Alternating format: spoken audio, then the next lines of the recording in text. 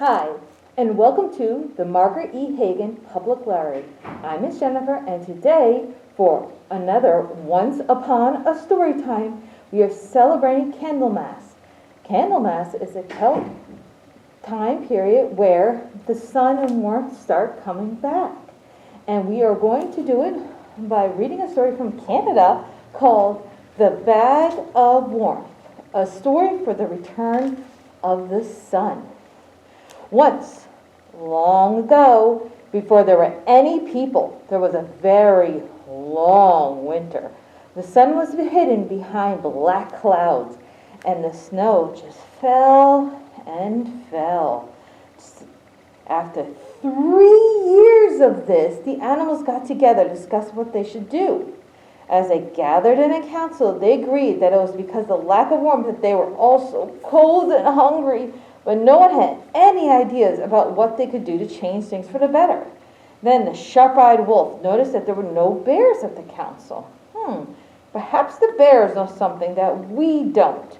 I wonder why they're keeping all the warmth to themselves. So it was decided that 7 animals should go and find the bears. The sharp wolf, the quick fox, the swift bobcat, the nosy wolverine, the wise pike, the secretive mouse, and the strong dogfish should go and seek out the bears. All the animals knew that the bears lived somewhere in the upper world, but how were they to find them? The wise pike suggested that all the questing animals sit around the fire and chant for help. As the different animals howled, barked, growled, snuffled, squeaked, and bubbled in their own voices, their song rose up like the wind, shaping the smoke from the fire into a pathway that enabled to rise upward and pass through a hole in the sky. In the upper world, they came to a big lake and a hut built beside it. The animals went in and found 2 young bear cubs huddling together by the fire. "Where's your mother?" they asked the bear cubs. "Mother's gone hunting," they replied. The animals looked around the hut and noticed lots of bags hanging from poles. The swift bobcat asked about the bag nearest him. "What's in this bag?" "Oh, Mother keeps the rain in that one," said Bear Cub.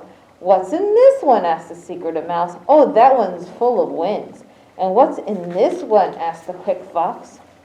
"That one has got fog in it," replied the little bears. Nosy Wolverine sniffed loudly at the bag nearest to him. "What about this one here?" "Oh, we can't tell you that. Mother keeps that one secret and we're not allowed to tell." "You can tell us," said the mouse, sweetly encouraging. "We're your friends." The little bears put their paws over their noses, remembering how hard their mother could cuff them. "Mother'd be angry with us for telling you." Swift Bobcat put his head on one side and said, "But how would she know? We wouldn't tell her." The bear cubs were confused by this. But the animals were all very friendly, so it seemed safe enough. "In that bag she keeps the warmth," they said shyly. "Well, thank you kindly," said the sharp wolf, grinning. The visitors all went outside and have a council meeting and decided what to do. "We need a diversion so that bag can be stolen," said the wise pike. "And we need to make sure the bear won't run after us, too. Fast once we got the bag," said the mouse, who had shorter legs than the rest of them. The secretive mouse got up on the quick fox's back, and the fox ran to where the mother's bear's canoe was moored on the other side of the lake. Mouse immediately started gnawing through a good part of the paddle. Then the 3 of them watched and waited. Their patience was soon rewarded.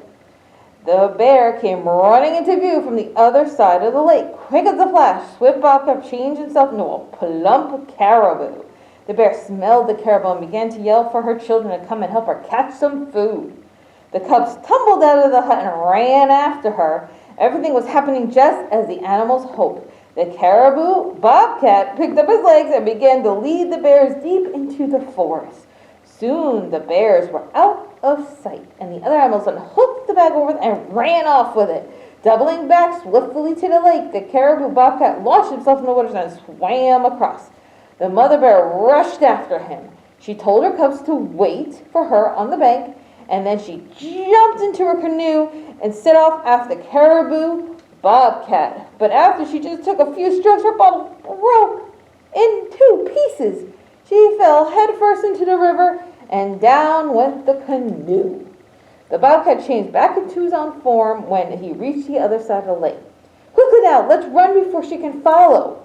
The bag of warmth was very heavy, and the animals had to take turns dragging it back to the hole where they had come into this world. They began to pull it more and more slowly until they could almost feel the bear's breath on the back of their neck.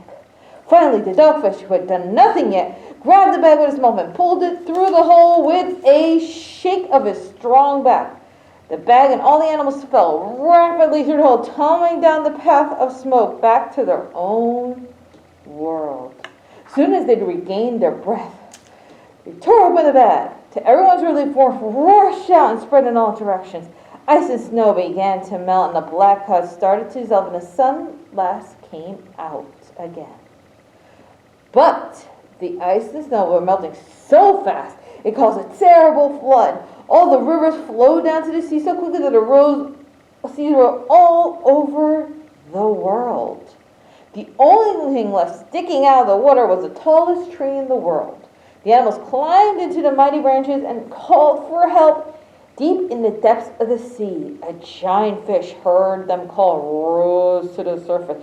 It drank up all the flood waters until it had swollen to the size of a mountain. And there it remained great mountain forever afterward. And so the sun dried up the land, the trees and flowers began to bloom, and summer was able to return to a place winter cold. That was how the animals brought bag of warmth back to the earth. Thank you again for joining me for another Once Upon a Story Time.